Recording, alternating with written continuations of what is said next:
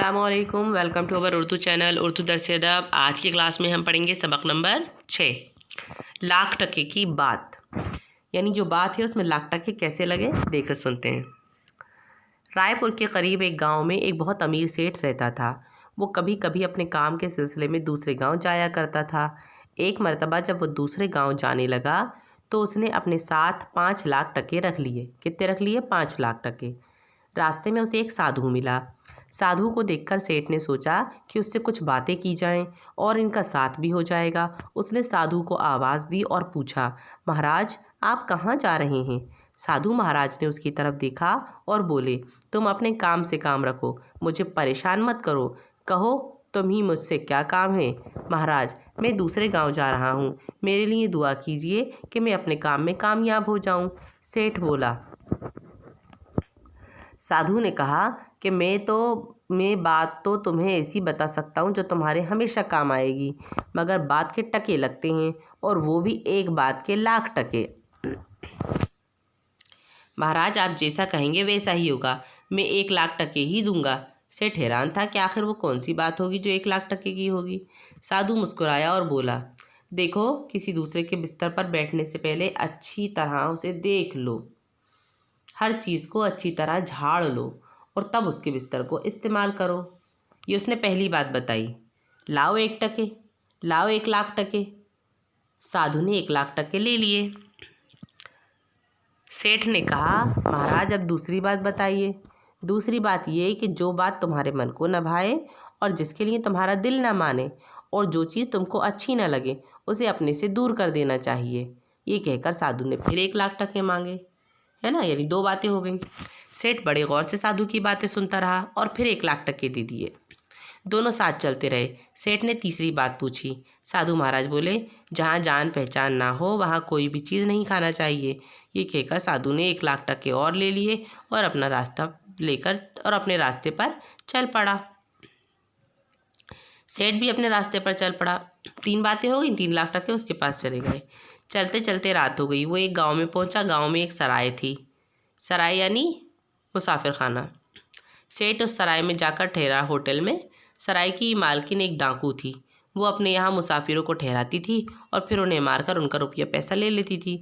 सराय की मालकिन ने रात को बिस्तर किया और सेठ से कहा कि वो आराम करे। सेठ जब कमरे में पहुंचा तो वहाँ बिस्तर बिछा हुआ था। बिस्तर को देखकर सेठ को साधु की बात याद आ गई। उसने बिस्तर झाड़ा तो चादर नीचे लुढ़क गई। सेठ को शक हुआ तो उसने चादर उठाई तो देखा कि चारपाई खाली है, बुनी हुई नहीं है और उसके नीचे एक कुआं खुदा हुआ है। अगर सेठ चारपाई पर बैठ जाता तो सीधा कुएं में जा गिरता। ये देखकर उसने सराय की मालकिन को मार डाला।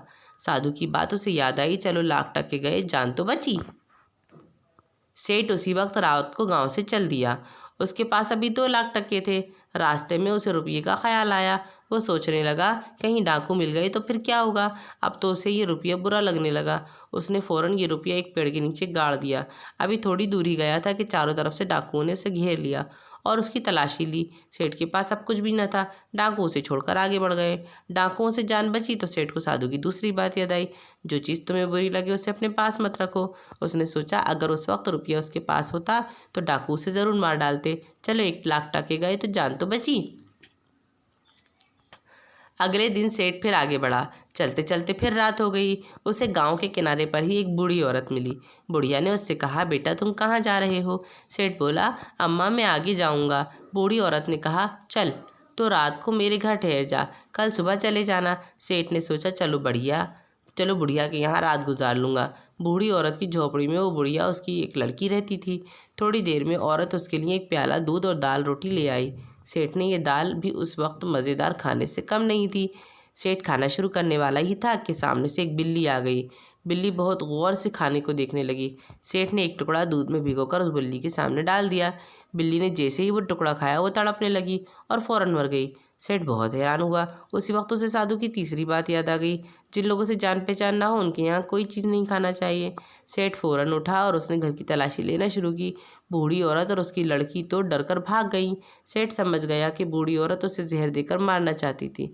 घर की तलाशी पर सेठ को बहुत रुपया, अशरफी और जेवरात मिले। सेठ ने उन सबको एक जगह बांध लिया और रात आराम से गुजारी और सुबह सब कुछ लेकर अपने काम को आगे बढ़ गया। उसने सोचा लाख टके गए सो गए, जान तो बची और बहुत सा रुपया लेकर वो वापस लौटा। लौटते वक्त सेठ ने उस साधु को बहुत तलाश किया लेकिन वो ना मिला। वापस आकर उसने सब गांव वालों को अपनी कहानी सुनाई और सबने साधु की बातों को याद कर लिया। समझ में आया? ये वाली कहानी मध्य भारत की लोक कथा में भी मौजूद है। इसके लफ्ज़ माने कर लीजिएगा, बाकी सारी चीज़ें नोट्स के ज़रिए आपके पास आ जाएंगी। ठीक है बच्चों, आज की क्लास में इतना ही। इजाज़त दीजिए। अल्लाह हाफिज़।